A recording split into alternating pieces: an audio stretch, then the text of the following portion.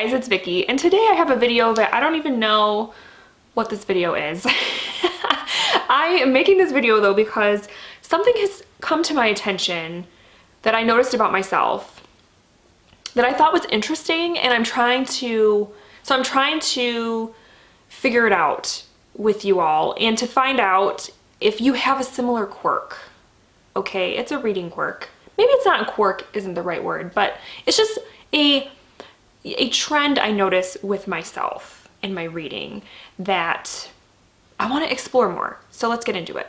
So the thing is, I noticed, and I don't even know how it came to my mind, but I've noticed that, oh, I know, okay, I remember now. I was watching somebody do a wrap up. It might have been Joni at Joe Fisher. She was doing a wrap up, and she had read A Clash of Kings by George R.R. Martin, which is a series, the Song of Ice and Fire series. And I remember commenting, because she was like, I don't know when I'm going to read the next book, which is the third book, Storm of Swords. And I remember commenting and saying, oh, Storm of Swords is my favorite. Like, it's amazing. You have to read that one soon.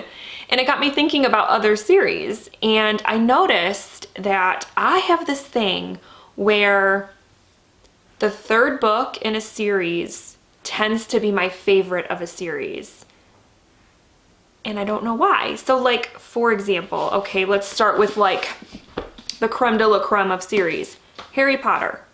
Prisoner of Azkaban is my favorite of the series. It's the third book. The Vampire Chronicles by Anne Rice. Queen of the Damned is my favorite in the series. Third book in the series. Previously mentioned, Song of Ice and Fire, Storm of Swords. Though Song of Ice and Fire series isn't completed, but as of now, this one is my favorite. The Dark Tower series, The Wastelands, is my favorite. And the last one I'm going to mention is from the Lunar Chronicles, which is a young adult series. Cress was my favorite of that series, and it was also the third book. So my thing is, why the third book all the time? Is there a reason why I always seem to like the third book in a series?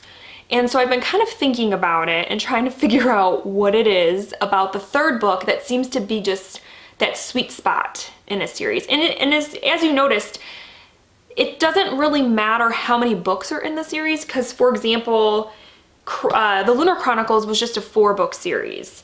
Whereas like Harry Potter was 7, the Dark Tower was 7, the Vampire Chronicles is, I think, what, 10 or 11 now? I don't even know. It's a lot. But it seems like the third one just hits the spot for me. So I've been thinking about it and trying to figure out why that is. The first thing that I think makes the third book superior is by the third book, you are usually pretty, you know, you have a pretty good kinship with the characters and you fall into a rhythm with them. Obviously you see this, I feel probably the most strongly you see this with the Harry Potter series. By the third book, you've got Harry, Ron and Hermione, you know, and then a couple of the professors, McGonagall and Snape and stuff, and Dumbledore, of course. The core group, right? And they're pretty strong, and you feel like, okay, these are my people. I love these characters.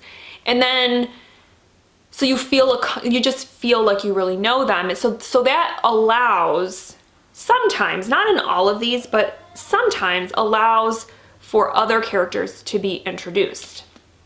Like Lupin, Sirius Black in the Harry Potter series. In this, see, the Lunar Chronicles is a little different because every book introduces a new character. But I think for me, by the third book, we had our core group of people and they introduced Cress, who ended up being one of my favorite characters. So to me, that's one of the reasons that the third book is so good, is you are really settled into the characters and you can start to play around with meeting other people outside of the core group that will carry the story forward. What I've also noticed about the third book, what tends to happen is the books, the story, the overarching long story usually starts to take a more dire turn. I don't want to say dire, maybe dangerous turn. The story in the third books tend to be more perilous for our characters. So obviously, like, we see that in Harry Potter, because in this one, Sirius Black is like a major threat and everyone's afraid of him, and you learn about, you learn about Azkaban and the Dementors and all of that. And so the story, the first 2 books are to me, very like whimsical and magical and fun. And this one is when you kind of start to see a little bit of that darkness, where in the 4th book is where it totally gets dark, but you start to see that in the 3rd book. You also see that, to me, in the Wastelands, because in the 1st book, you're focused mostly on Roland. And then in the 2nd book, you're being introduced to the rest of his quartet, his people, the rest of the core characters of the story, you're being introduced to them and establishing relationships with them. So that by the 3rd book, you have the core group, but then we do bring somebody in to the fold, and it happens in a very dramatic and frightening sort of way, and it's very dangerous. And then of course it ends in a very, kind of a downer, really. But it kind of turns down that perilous corner in the 3rd book. You see that too in Queen of the Damned, because you have Lestat, and he is up to his old BS, I guess you could say. Gets himself into a pickle with some old vampires, and so you have this perilous situation again. And also this book allows you to be introduced to the Telemasca, which is this whole other part of Anne Rice's universe, which is more connected to the Mayfair Witches trilogy, but you see it in here too. So again, you have your core people, and you're meeting this whole other kind of level of people and plot are being introduced in this book.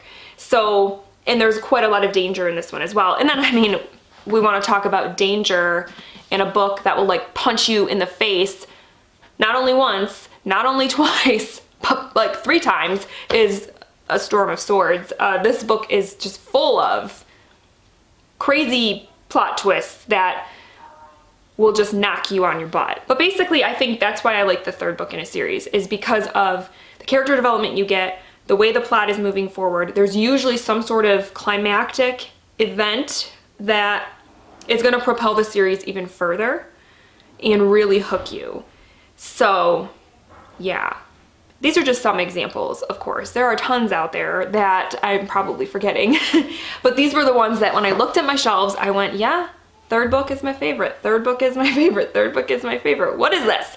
So I guess my question to you all is to open it up for discussion. What kind of things do you notice in yourself about when you read a series? Do you find that certain books, number books in the series, tend to be your favorite? Is it the 3rd book? Is it the 1st book? Is it the last book? I want to know. Do you find yourselves being more inclined to like a certain number in a series? Because I didn't realize this about myself until I realized it about myself. And now I'm like, wow, is this a thing? Is this common? Do people tend to have a certain affinity for a certain number in a series? I want to know. So let's talk about it in the comments. I know this video doesn't make a lot of sense and it's just kind of all over the place, but it's something that I thought would make a fun discussion. So yes, discuss down below if you find yourselves in the same situation as me, or please feel free to tell me what your favorite books in these series that I mentioned, what was your favorite book? Because that would also be fun to talk about. So yeah, let's talk about it in the comments. I hope you guys are having a wonderful day, and I'll talk with you soon. Thank you so much for watching. Bye.